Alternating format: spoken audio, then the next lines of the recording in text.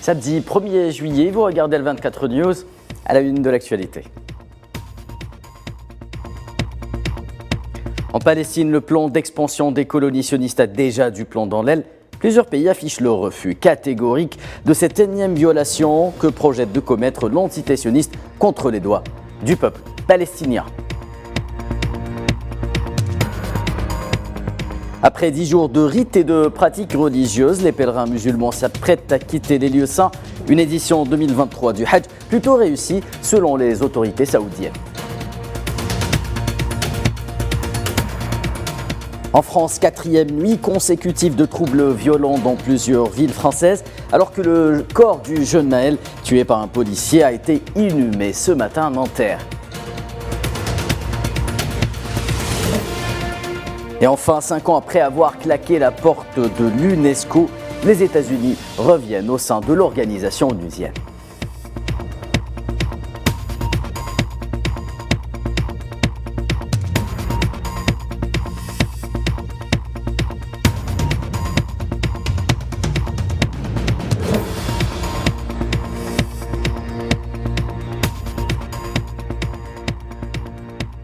Madame, Monsieur, bonjour. La Grande-Bretagne, l'Australie et le Canada ont appelé ce samedi, le gouvernement sioniste à revenir sur sa décision d'approuver l'implantation de nouvelles colonies en Cisjordanie, en se disant profondément préoccupés par un cycle de violence en cours.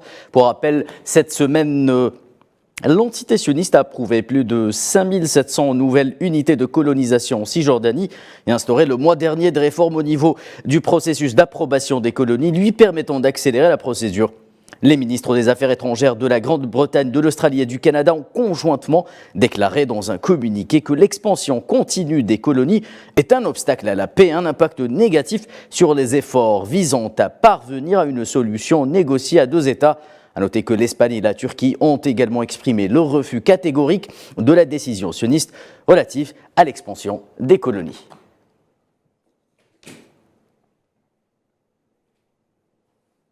Et à noter aussi que le Haut Commissariat des droits aux droits de l'homme aux Nations Unies a publié vendredi une liste actualisée des entreprises et institutions opérant illégalement dans les colonies établies par l'entité sioniste dans les territoires palestiniens occupés.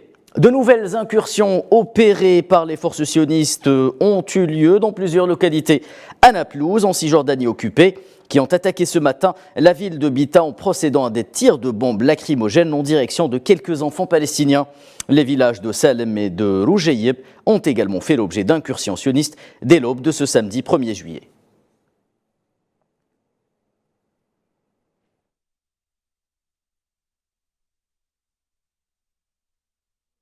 Je vous le disais tantôt en titre, ce samedi 1er juillet coïncide avec la fin du Hajj. Des millions de pèlerins qui observent les derniers rites avec le fameux Tawaf el-Wada, ou la dernière déambulation autour du Kaaba, ont commencé à quitter les lieux saints et la Mecque dès hier.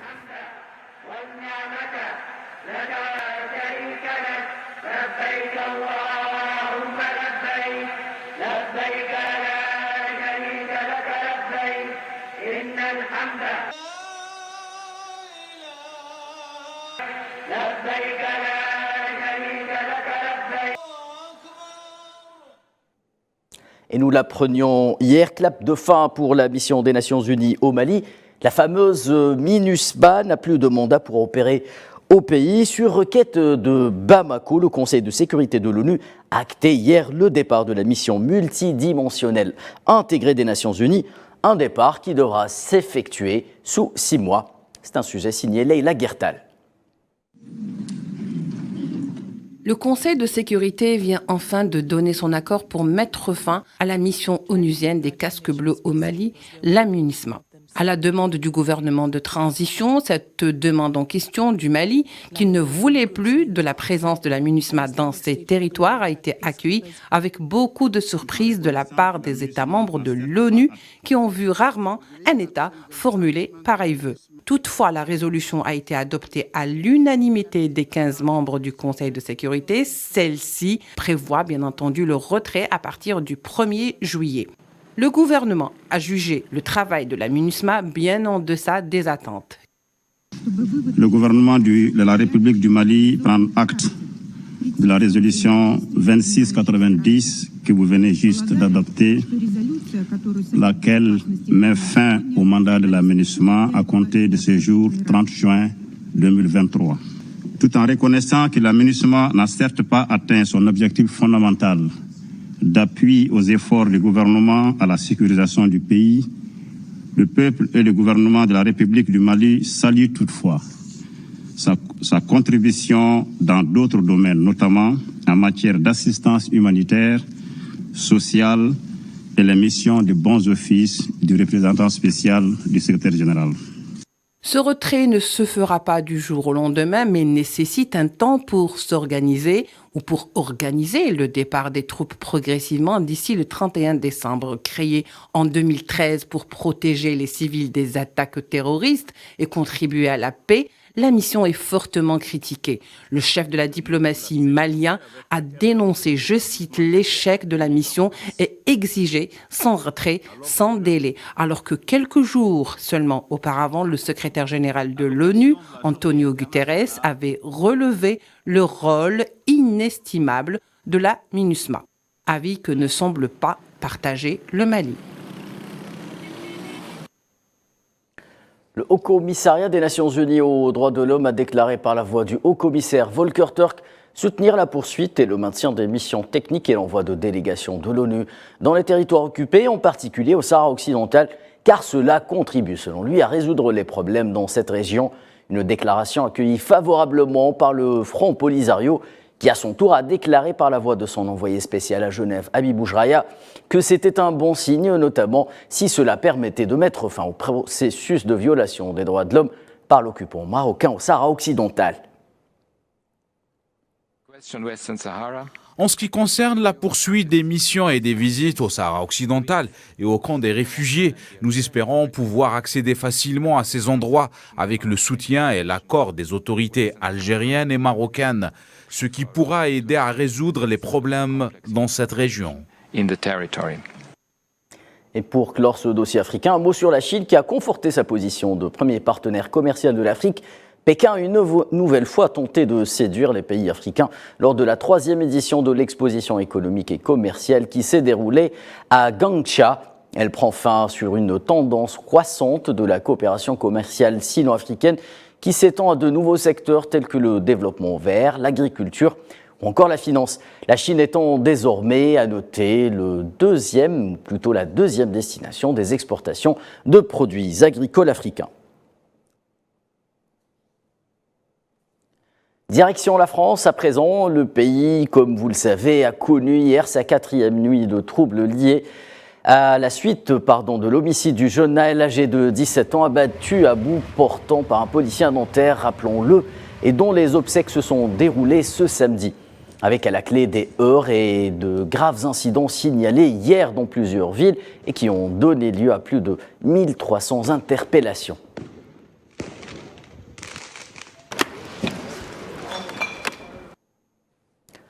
Et dans ce contexte de tensions extrêmes en France, plusieurs pays ont exhorté leurs ressortissants à veiller à respecter la vigilance à l'image de la Norvège et du Royaume-Uni qui ont appelé leurs communautés respectives à éviter les rassemblements en raison de la situation d'insécurité qui règne au pays en ce moment.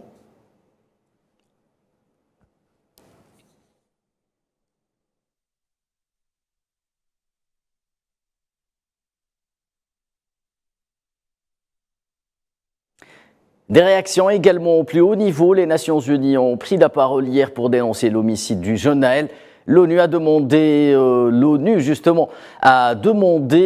à la France justement donc de s'occuper des problèmes de racisme et de discrimination raciale au sein des forces de l'ordre.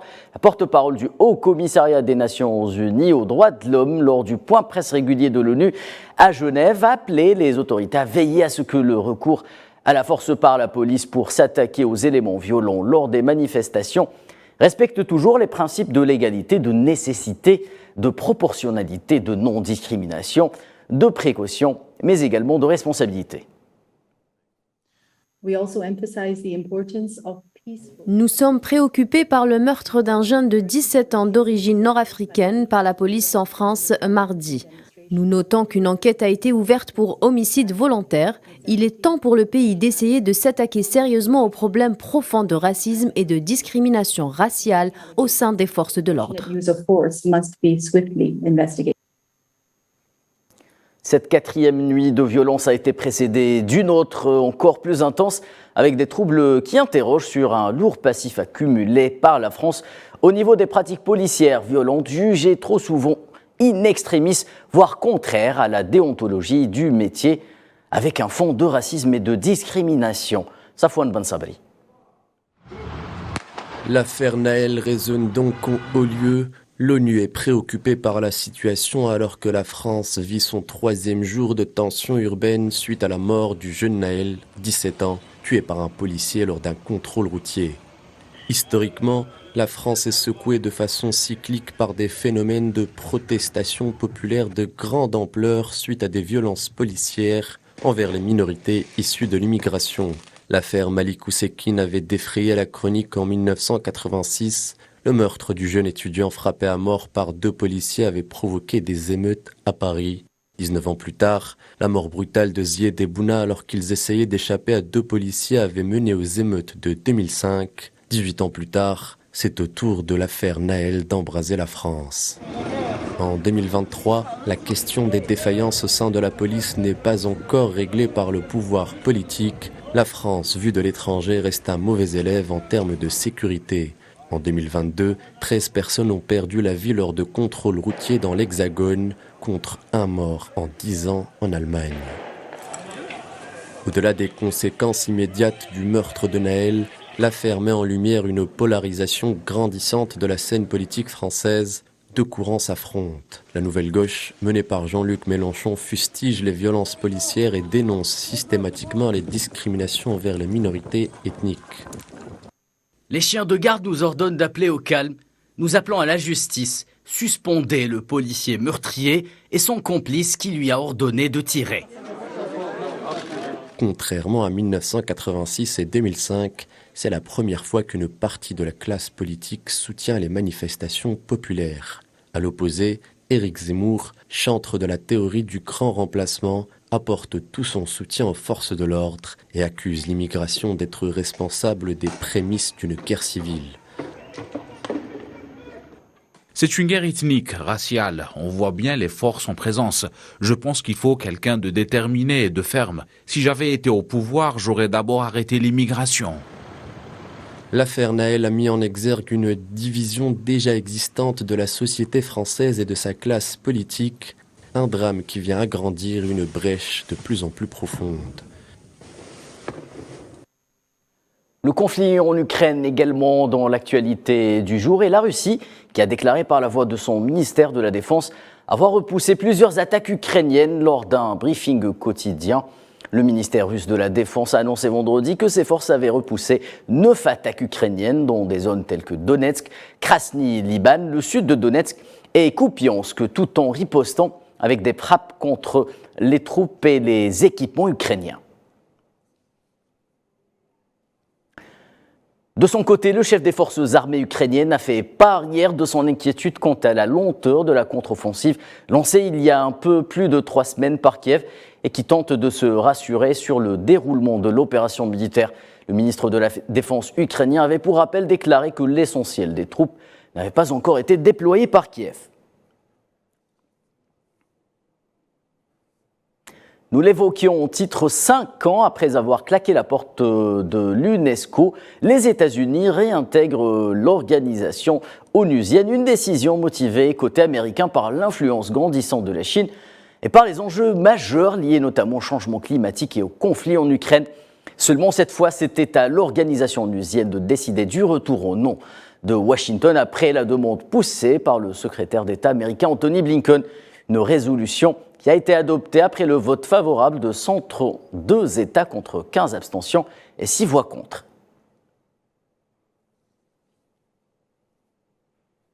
Et c'est la fin de ce Midi Info. Merci de votre fidélité. Excellent après-midi sur Al24 News.